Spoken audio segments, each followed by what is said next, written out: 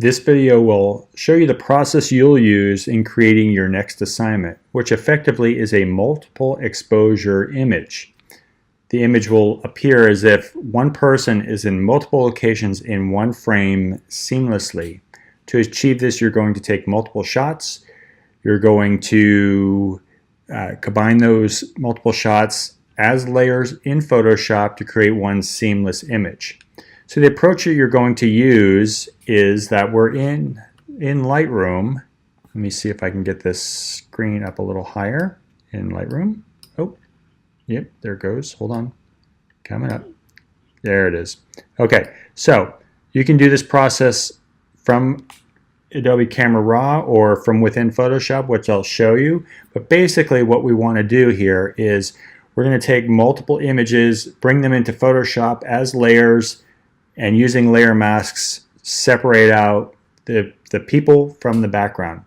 Now, the key to success on this one is that, number one, you're going to put your camera on a tripod so it doesn't move. So you need to frame the shot, as you can see here. Frame the shot, get the exposure where you want it to be, and then leave it. Pre-focus on something, and then maybe even set your camera to manual focus so that it doesn't refocus on different areas of your image. So what you're going to do is take a background shot with nobody in it, and then you're going to take subsequent images with somebody in different poses, and for the assignment, that somebody is going to be you. And so here what we're going to do is we're going to take this handsome devil, and we're going to put him inside Photoshop. So if you're in Lightroom, we can select this group of images. I have 6 images here. I'll go under the Photo menu item and say Edit In, and here, since we have multiple images selected, we can say Open as Layers in Photoshop. So I'm going to do that. This is the easiest way to go.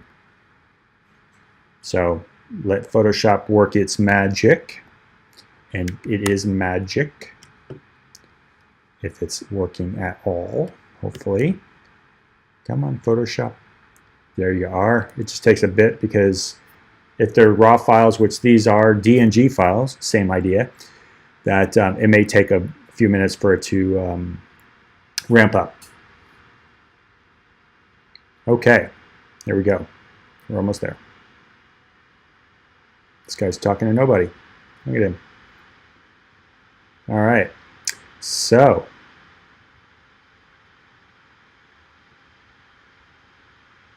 now we have a bunch of layers, and if you turn each layer off, you can see the subsequent layer below.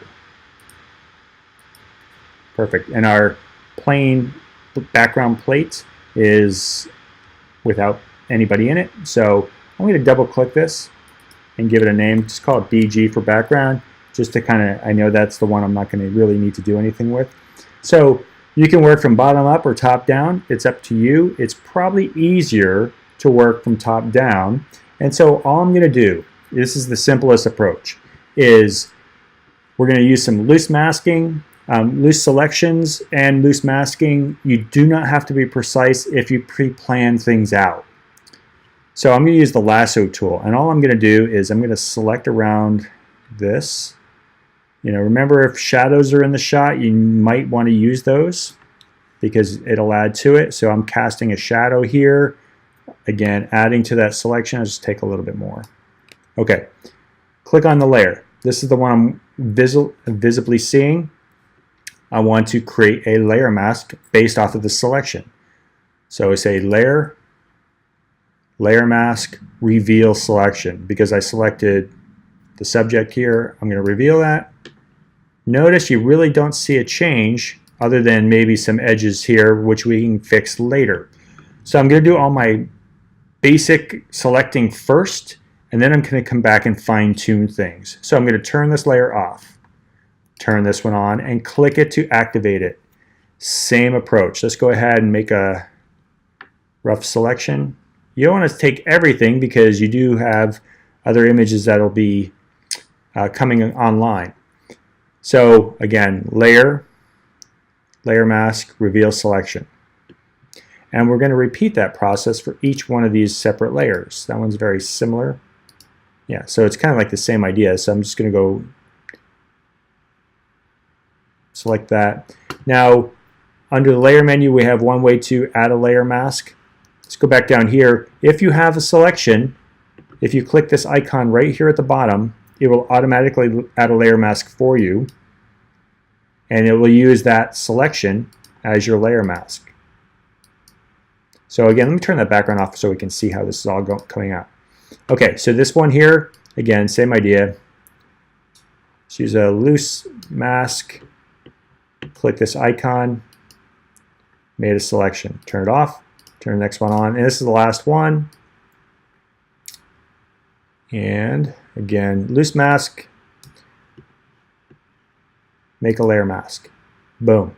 So I turn this on, I turn them all on, and I can see where everybody's at.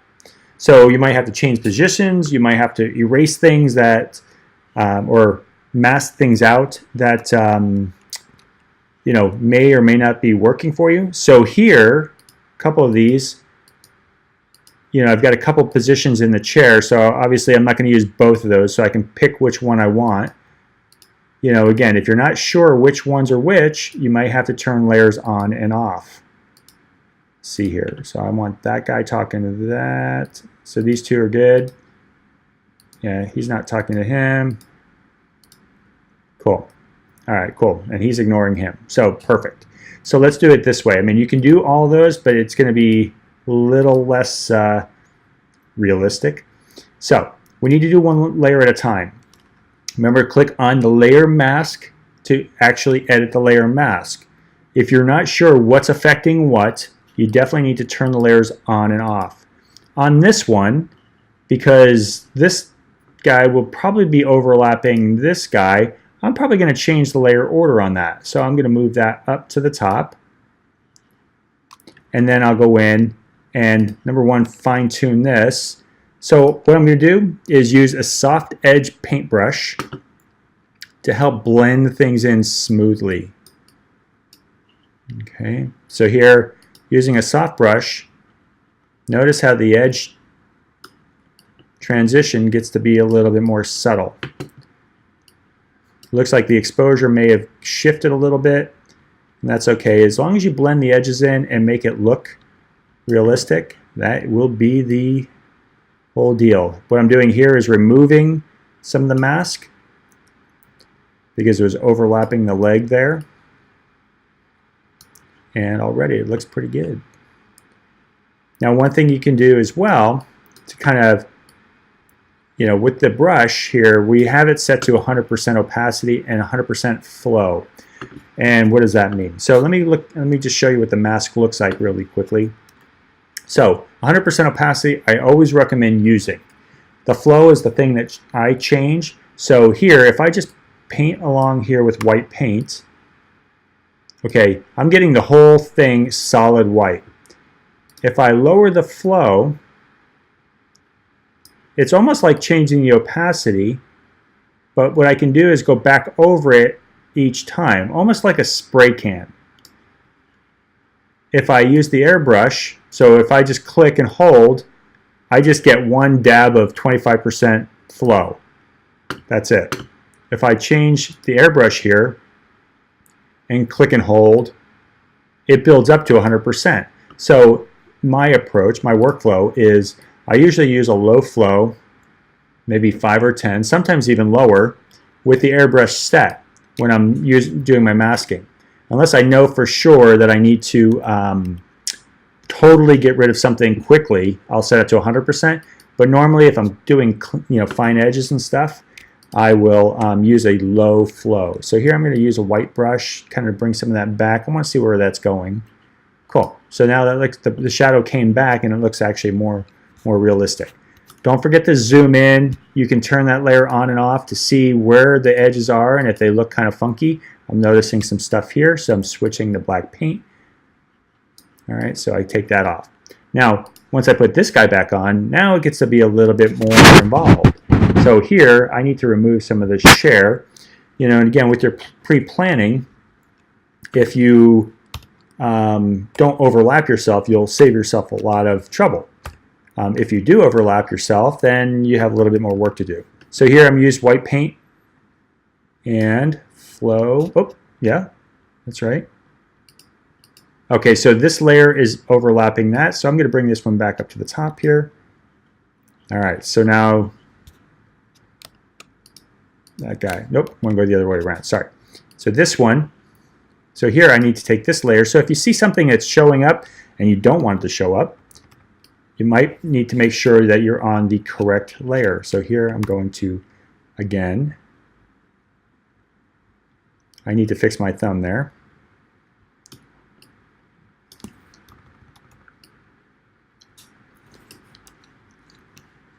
All right, so Xing that out. So we're on the top layer. Again, if you're not sure which one it is, it's this guy up there. Turn it on and off just to see what's happening. Take some of that down.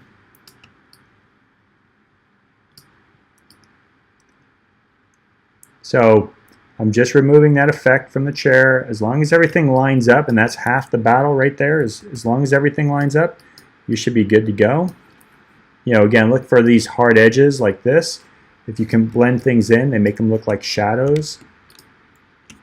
Here, let's see what's back here. I want to see that. There it goes. Cool. So yeah, because I was casting a long shadow. Yep. Good. So here, this is the trickier part, right? So what we want to do is make our brush smaller. We're going to use black paint to hide that because that's the layer I'm on. White paint will bring my thumb back. And so we can go in here and fine tune that. So what I'm going to do first is, cool. All right, so here what I need to do is basically I can make a selection, or I can get my brush and make it a little bit on the harder side. Not quite 100%, maybe 95. We want to remove it. So we're going to have to get closer to the edge here, paint that out. So you can see here, you know, you have to do a little bit more, give a little bit more effort to make this believable. You know, again, you want to zoom in on things just so you can really remove them, isolate them, and so on. This one, unfortunately, since the exposure is that much different, it does make it a little bit more of a problem here, or just a little bit more work. It's not really a problem. You know, so all I'm doing is going in and just removing stuff. If you take too much off, remember, switch back to white paint, bring it back in. Black paint hides. Looks like a fingernail.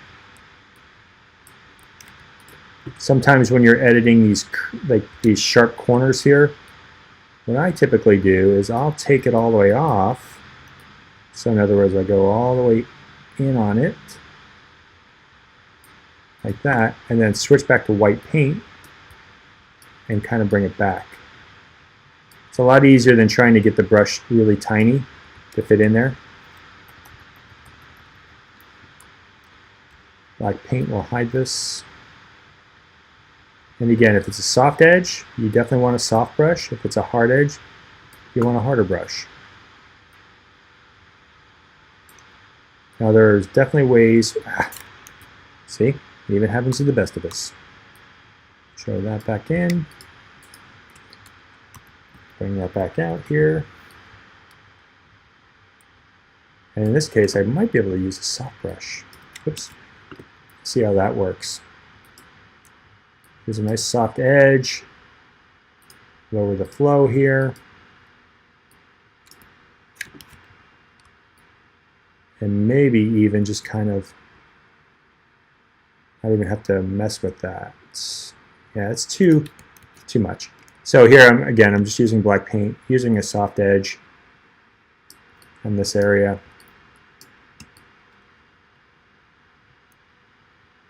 Just going in and removing, looks like my eyeball is rolling back in the head. Sorry for the commentary.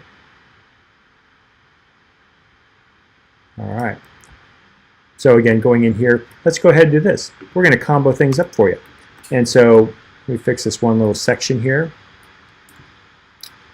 And I'm going to bring this back, make it 100% so we can see it. Let's use a selection. So this one here, definitely smaller. It got a lot tighter, so I'm going to add to that. Go around my face too much, Command or Control Z. Too much again. Again, too much. Maybe a little tiny brush here. So all I'm doing is trying to go, okay, we're just going to leave it like that. On the mask, make sure you're on the mask, paintbrush, and if you want to show or hide it, black paint will hide it. So all I'm doing here is removing that area right there inside that selected area. Select, deselect. Did a pretty good job. Here, again, taking black paint.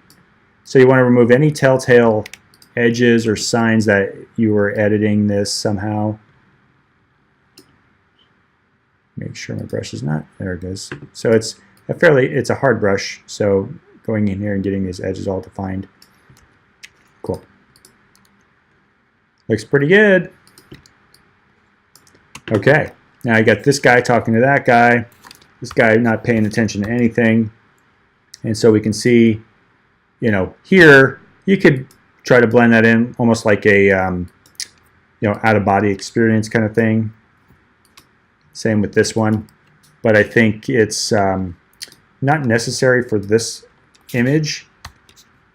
But here what you'll end up doing is actually taking, like I said, multiple images to create that one single unique image. And as you could see, for this guy right here, if you look at the mask, that's it. It's just, you know, just like this random shape that, you know, if you turn it on and off, you can see, really can't see the edges unless the exposure is slightly different. I did see a little change in the reflection here, so I'm going to use my paintbrush.